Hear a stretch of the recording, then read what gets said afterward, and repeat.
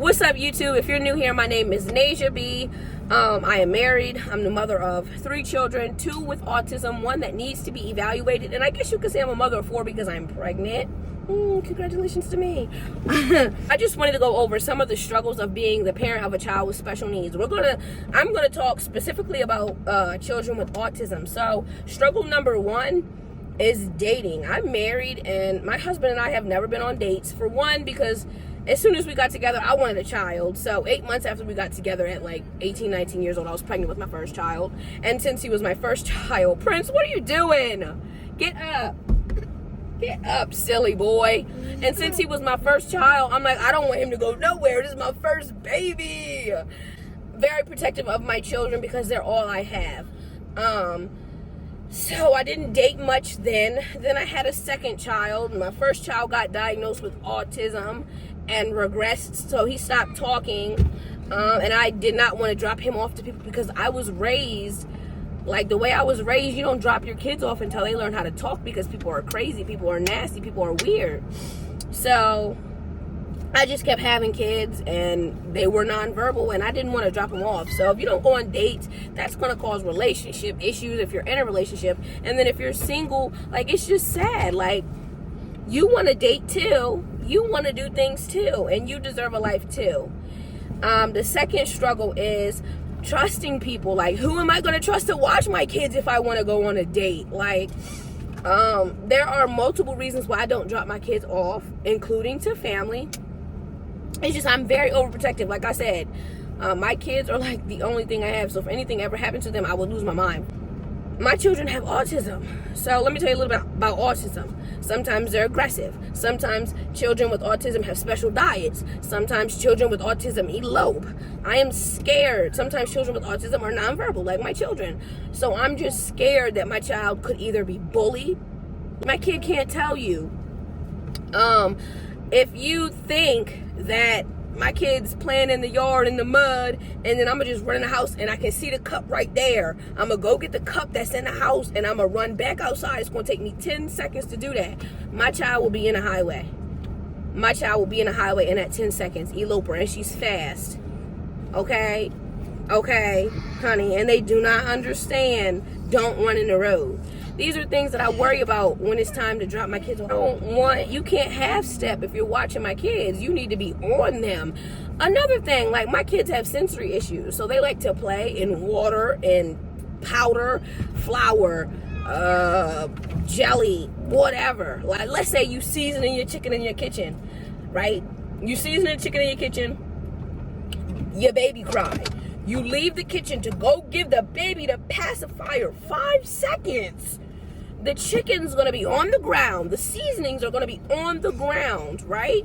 That is not something that people want to deal with. And I would rather keep my kids than drop them off and they annoy you, or you don't want to pay enough attention to them, or whatever the case may be, right? So I have extremely high standards when it comes to people who babysit my kid. Now, I have dropped them off for a couple hours, but I can never relax. So here goes struggle number 3.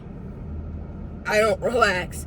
Like, if my kids are not messing in things, right, because that's one reason I can't relax, is because I'm constantly cleaning, because if I turn my back for a second, they're into something. Will they ever become verbal again?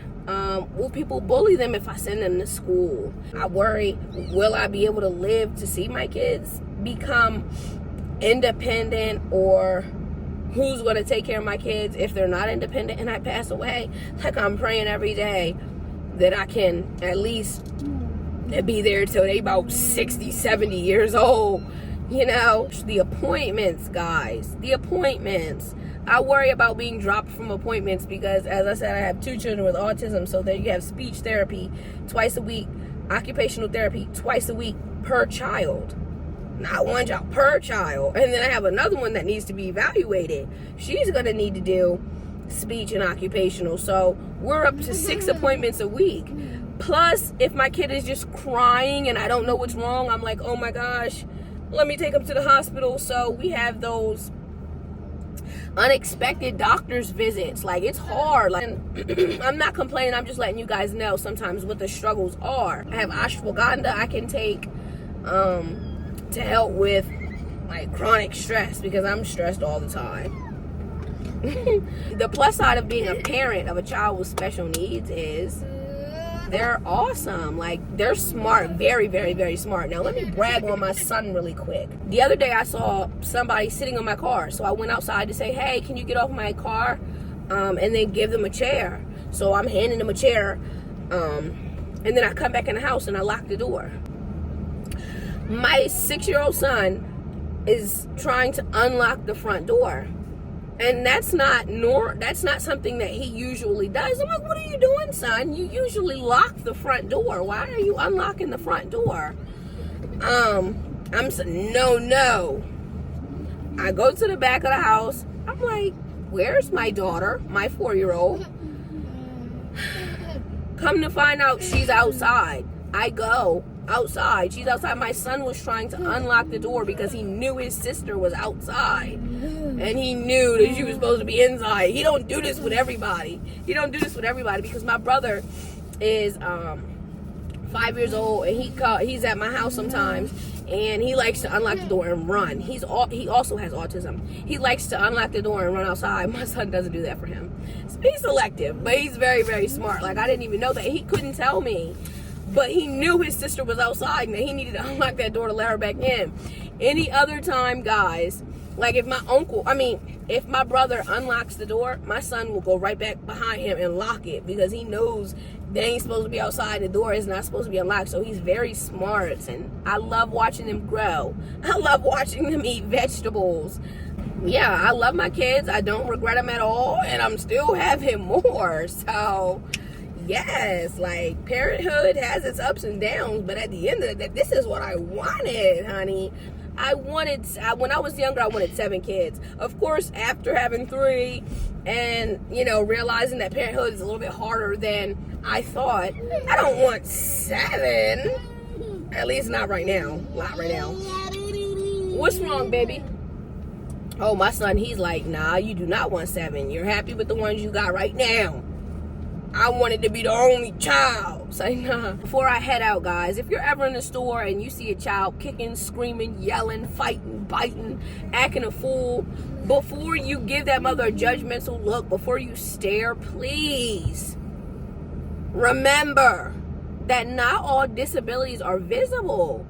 Some children with autism will have an aggressive panic attack when they're overstimulated. And they need self-regulation. They need to regulate, right?